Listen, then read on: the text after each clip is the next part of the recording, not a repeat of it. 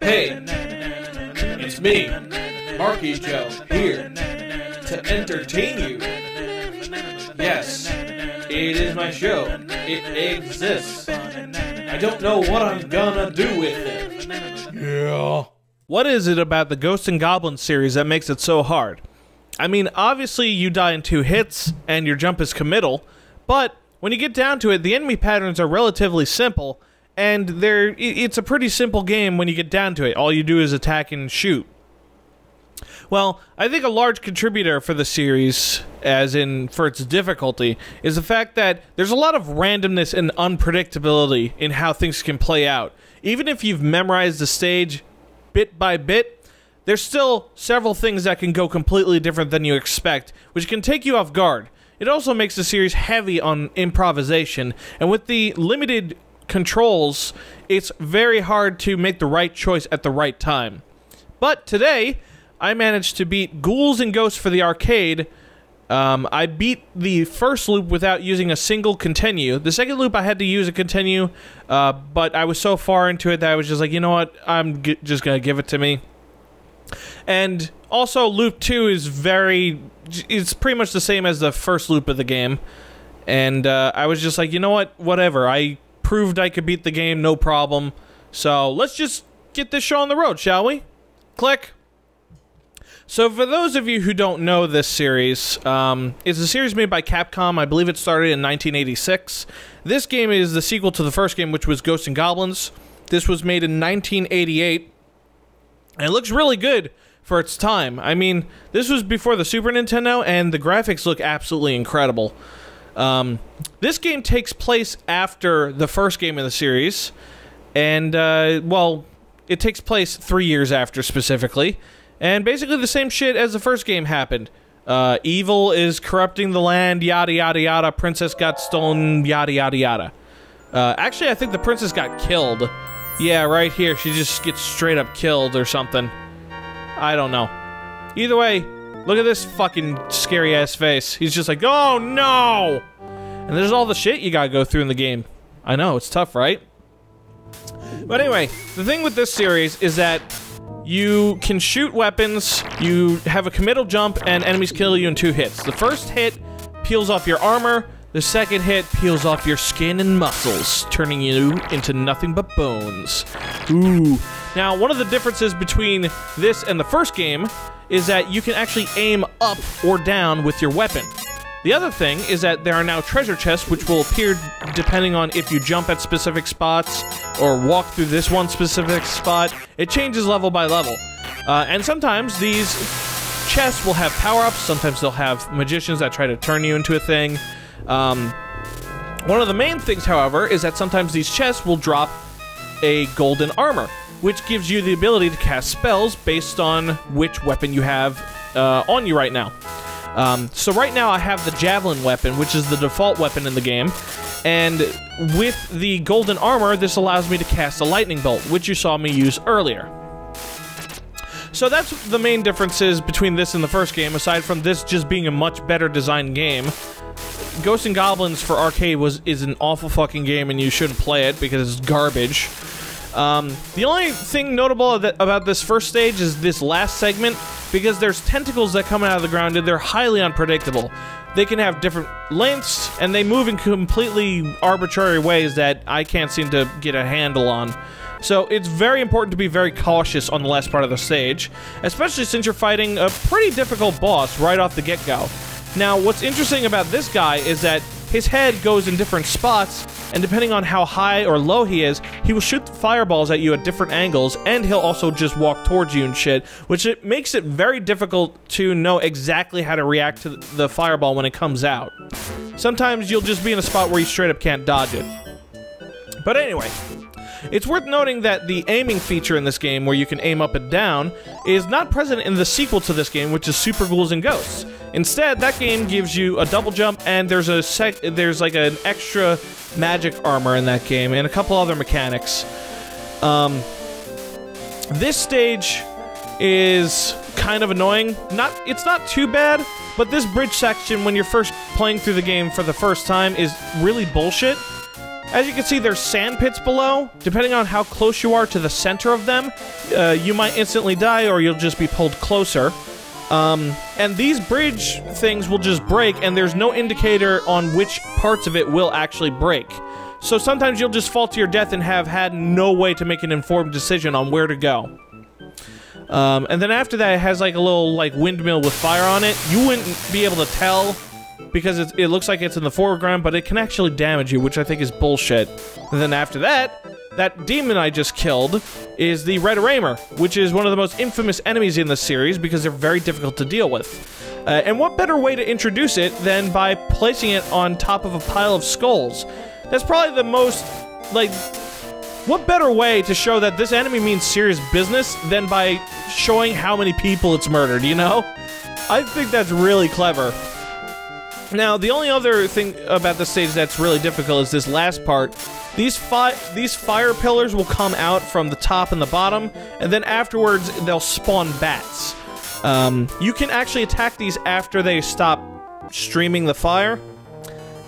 So it's good to use that as an advantage. Now, this boss is really easy, so fuck it. I'm not even gonna talk about him. You just memorize his pattern, and then that's it. He's one of the only things about this game that's actually predictable. So this game has a variety of weapons. The only good ones are the javelin and the dagger. There's also the discus, which is pretty good, but when you have the golden armor, it's preferable to have either the javelin or the dagger because they have better magic spells. So I'm going to just try to list off the weapons. The javelin, you can throw 2 on the screen at once. The dagger, you can throw 3, and you can throw it much faster, so it's better than the javelin, pretty much. There's also the discus, which functions like the javelin, but it'll slide across the ground and, like, stay on the ground when you throw it while crouching, or if you just throw it at a low elevation. There's also the axe, which, when you throw it straight, it goes upwards a little bit, and you can't really rapid fire it, so it sucks ass. Probably the worst weapon in the game. There's also the torch, which kind of functions like the holy water in Castlevania, where you throw it, and it falls, and it makes a little stream of fire. And, I think that's it. Let's see, yeah, there's 5 weapons. Oh, there's also the Psycho Cannon, which you can only get in Loop 2 of this game, after you've completed the first loop. So that's it for the weapons. Now, for their magic spells, the Lance has the best one, or one of the best ones, because when you use it, you have a lot of invincibility frames, and it also has a lot of range, and it deals a lot of damage. It's a lightning spell. It shoots above you and onto the sides of you. Oh yeah, this part of the stage is fucking devious because they place a chest here in your way. And you also gotta be careful about how you navigate these tongues because, sometimes you'll fall into the mouths of the demons and that instantly kills you because they eat you. And these flies or insects spawn at random intervals, so that adds another unpredictability to it. And it doesn't help that you have a committal jump, which means you have very little control. You have to really be careful when you jump. This boss is pretty easy. But anyway, so that's the Lance magic spell. The dagger spell clones yourself, and you can throw twice as many daggers. The discus puts a shield in front of you, which is kind of useless unless you have a red Aramer in front of you, the red demon dude, in which it'll kill him pretty easily. Aside from that, it's pretty useless. The torch has a thing where it shoots fireballs everywhere. Oh, I also forgot the sword weapon, which is it's a melee weapon that deals double damage.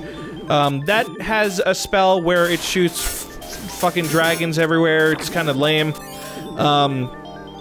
The axe has an explosion, and the Psycho Cannon doesn't have jack shit.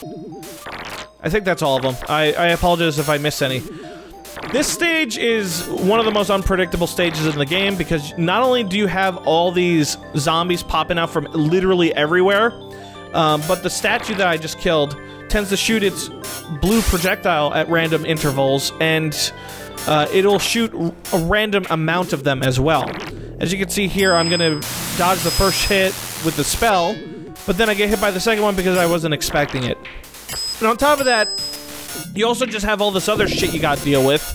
Like these things that, the flesh monsters that pop out from the foreground. What the fuck is this place anyway? It's got like emeralds and fleshy things everywhere, but Oh, there's the axe. Don't want to get that. That's pretty much a death wish in this game. But yeah, so more randomness. These fucking flesh things will pop out of the foreground and start attacking you. It's definitely a good idea to have the dagger here just so you have the firepower to just blow through these things before they have a chance to do anything to you. And then afterwards you have to deal with this final segment of the level, which isn't too bad, but then you have to deal with the boss, which is just a fucking walking time bomb in terms of unpredictability. Depending on where you stand, you'll find chests in a lot of places. Unfortunately, I kind of chose a bad time to open that chest. I haven't talked about the order at which what the thing is with the chests. Okay, so if you're armored, the first chest you open will have a magic dude who will turn you into a duck or whatever. The second chest will have golden armor. Third one will have a weapon. And the fourth one, if you're on the second loop of the game, will drop the psycho cannon, which you need to beat the final boss of the game. Is a very good weapon. I think from there the what's in the chest loops. If you're not wearing anything, if you're unarmored, what comes out of the chest is different. Usually it'll just be a magician, and sometimes if you're lucky, a weapon. And very rarely you'll get an extra piece of armor so you can sustain another hit. I haven't memorized the pattern for that because usually I try to play optimally anyway. So, but point is that you want to open as many chests as possible until you get an extra piece of armor. This part's not too bad because the enemies, for whatever reason, don't really aim at you. But you gotta be careful not to get eaten by those monster things. Now this boss is a fucking asshole. Now, so on top of all the other random shit in this stage, you have these worms that move at random intervals, the green things that come out from this abomination, which are relatively predictable but nonetheless are annoying to have when you have to deal with the brown fucking worm things. And then on top of that, the weak spots of the boss they're randomly vulnerable at random times. Now, if you have a rhythm, it's worth noting that the weak spots, when you hit them, they'll pop in and then back out for like a split second. So if you time it just right, you can get 3 consecutive hits in on the weak spots, which is what you need to destroy them. So now we're on the final stage, and this stage is definitely the hardest. Holy shit. I mean, it starts you off with a fucking red armor, and these dragon dudes, I guess, but let's not think about those things. The red armors, if I had the golden armor, I'd be able to cast a lightning spell, which allows you to easily defeat them, because you just wait for them to charge into you, and that's it. They just get their asses kicked by the lightning spell, because they're reckless. But unfortunately I don't, so now I gotta fight these guys fair. And these guys are extremely unpredictable. You want to be very patient with them because they have several moves, and their swooping just happens randomly, and they're very good at dodging your attacks. So it's all about baiting them into running into your attacks and shit, and it's a load of chaos. So if you thought fighting one of those things was a pain in the ass, how about fighting 2 of them at once? Oh, look at this shit. Well, luckily I had the lightning spell, so I was able to destroy both of them relatively easily. So, this part of the stage isn't too hard. They just got the pig dudes. Oh god, it's the axe. Run away! No! I don't want the axe. Anyway. But yeah, this part, it's pretty easy. There is a bit of randomness, though, because there's dragons coming at you, and their pattern is unpredictable. And there's also the flies that come from the other side. So it can be very devious. Like, honestly, this is a game where you have to be staring at the screen at all times. I was streaming this, I was talking to my bros and shit, and, yeah, like, anytime I took, like, a split second to look at the chat to read a message, that was when the game decided, oh, time to hit him. Time to spawn an enemy, like, right on top of him or something. You really cannot ever let your guard down with this fucking game. The maces there are pretty easy to avoid. You just need to memorize the pattern. When they first start showing up, there's like a consistent pattern, but from there it's hard to tell. And then it throws you up at that purple-haired dude, who I think is called Satan in this series, but I don't know. And then this part of the stage, which is definitely by far the hardest part, if not for the fact that I found a way to cheese it. So, we'll just get up to that part, I guess. Is there anything else I need to address? I mean, Yeah, no, there's not really much else to address. Once you beat this stage, you get a message being like, oh, you don't have the Psycho Cannon, go get it. And then you have to start the entire game over, which is a staple in this series. And quite frankly, something I wish it didn't have because it doesn't really add anything to the game. But yeah, as you can see here, if you go up that ladder and try to fight these guys fair, it's not going to turn out well. These things will destroy you, and it's hard to... Because, again, they're like the first boss. They shoot the fireballs at different angles, at different intervals. It's just too much unpredictability, and you need to have hyper-fast reflexes to react to any of it. So what I did is I basically just spammed the lightning spell to get cheap shots at the left one from above. You can do this, I think, with any weapon. Like, you don't need to use a spell. You could just aim your weapon up, and every time that left goblin head shows up at the bottom, he'll be hit by it, I think. Don't take my word for it, though. I just know that it works with some weapons.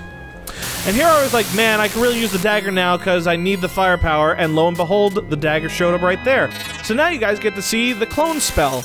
Look at that shit. So many fucking daggers. Holy shit. These Satan guys are getting freaking demolished. Yeah! Anyway, so as if you had fought enough bosses in this stage, they're gonna make you refight these cloud dudes, who are relatively easy to defeat at this point. Honestly, these are easier than the first one that you fight. But there's your nag. So, at this point, all that's left is to defeat this fucker right here. Ugh, I hate these guys. The goblin heads are my worst nightmare. And then after that, there's just one more boss. Finally, a new one that they don't recycle in this stage. It's a giant fucking bee. Well, a fly or whatever. I don't know. Either way, it's gross as fuck, and it shoots Dr. Mario pills at you. But luckily, I get a good shot on him in this run.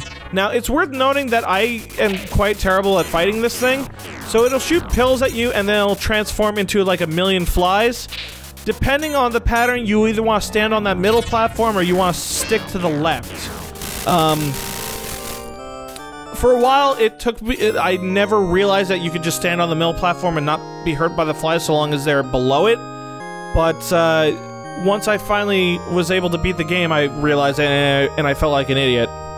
Well, anyway, as I said before, you have to beat the game again.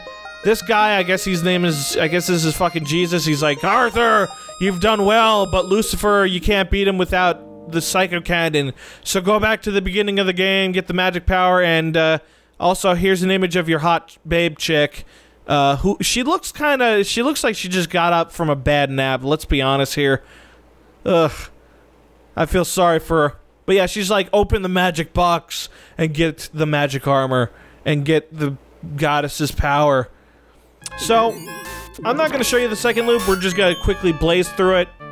After the fourth chest, so long as you have all the armor, you will get the goddess to show up and she'll give you this weapon, which is crazy strong. This game, like, it makes the game way easier. Like, look at this shit. Not only does it deal 4 times the damage as a normal weapon when you're up close, it does 2 damage when they're far away, but it also blocks projectiles, so you can just go ham with it and have no problems with most of the game. The only boss that's hard is, like, the fucking abomination boss. But anyway, despite all these advantages, I was not able to beat the second loop on my same run. I eventually died to Beelzebub because, once again, as I said before, I didn't figure out that you could stand on the middle platform to avoid the bees when they swoop down. So, it's weird. Like, sometimes they go up, so they'll bump into you if you're on that platform, but point is that I didn't utilize the center platform enough. And this is the final boss. This guy sucks. He's really easy to beat, and he takes, like, what, 10 hits or something? See, he's already dead! There we go! Dude doesn't even have a dick, but there you go, he's dead. Doesn't matter. Anyway, your girlfriend gets brought over here by a seagull, and he's just like, yeah, she's dead. But what's this? Oh, shit! She's been revived! Thanks to the amazing power of love. So, beating this game took me a couple days, took several hours, and what does the game reward you with? A relatively poorly translated ending text. Like, look at this shit. Lucifer restored the Ghouls and Gouts world, which had vanished 3 years ago. Arthur has finally defeated Lucifer, who was enjoying the reputation of the strongest in the world. Arthur had known at the time when he defeated the demon that the Ghouls and Ghosts world would be restored someday. Just gotta let it... I should probably mention that this game is fun as fuck despite it being hard. Like, for the most part, it's fair. There's very few situations where I felt like I was getting gypped out of victory. He prepared for the enemy by improving weapons and giving magic power to each weapon. If it had not been for the magic power, even Arthur could have been defeated long before, no E, he reached Lucifer. On top of the magic power, Arthur obtained the Psycho Cannon from St. Michael, or the Goddess of Battle, as you said before. Then after a dreadful battle, 2 L's, he finally defeated Lucifer. Very compelling dialogue. 10 out of 10. People's souls which had been caplored in Lucifer's body were released, and the Princess of Huss was revived. The earth has been restored to its peaceful self, thanks to Knight Arthur. However, there's no reason the Ghouls and Ghosts world will not be restored by someone someday.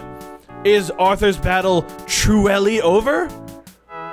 And then one final congratulation is the game shows you the name for all the enemies, and this one's my favorite right here. These dudes are called skeleton murderers, which means that they kill skeletons rather than make them. Like, that doesn't make any fucking sense! Anyway, this guy is also called Rock Turtle. Rana had a great suggestion and said that he liked his name better, which was Star Wars Turtles, because they totally look like they would be from Star Wars. Red Rimmer King, yada yada yada, he's just there. Great entrance. Come with me to my next film. Now, what's weird about this ending thing where it shows you all the enemies is it doesn't actually show you all the enemies. Like, you get these flying goblins and shit, but for example, the gooey sword dudes in that same stage don't get a mention whatsoever. Neither do the pig dudes that vomit on you and have pitchforks, and the fucking dragon skeletons in the final stage don't get a mention either. So the flies, the fucking statues with the long tongues. That guy's called Cerberus, even though he's not a dog with 3 heads. And this guy's Gasudo, even though he's an eyeball with clouds. And this thing, oh god, it's probably just called like Homarima Hamadoof. Cause it's just Om. Well then. And this guy, because he's obviously the Lord of the Flies, he's Beelzebub. And there you go, Dr. Mario pills. And yeah, see, if I stood on the center of that platform and stood to the right, I would have been able to avoid it. But sometimes you can't predict when it goes up, like when the flies go up. So, and when they go up, you want to like duck under them or like jump out of the way. But yeah, there you go. Lucifer, he's dead. And Princess Prinprin, who we saved, for some reason, the game tells you her sizes, her measurements, like bust, waist, hips. And I checked, and I still can't figure out what her cup size is because it's 83 centimeters or whatever. And there we go. Knight Arthur. What a fucking badass way to showcase him. But anyway, that's the game. This game's really good. You should fucking play it. You can get it on the Sega Genesis. That's a pretty faithful port. Or you could get it on the Wii Virtual Console. You could get the arcade version, which is the definitive version, which I just played. Those are the best versions. You could get other versions, but they're not as good. Go fucking do it. I dare you. Play this game. Be good at it. It's it's the Dark Souls of side scrollers.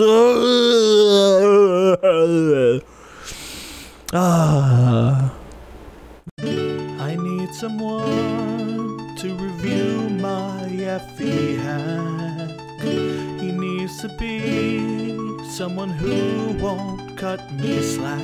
It's Monkey Joe, he's arrived from his golden chariot, and down he walks the road brow saying, what the hell, you got Monkey Joe?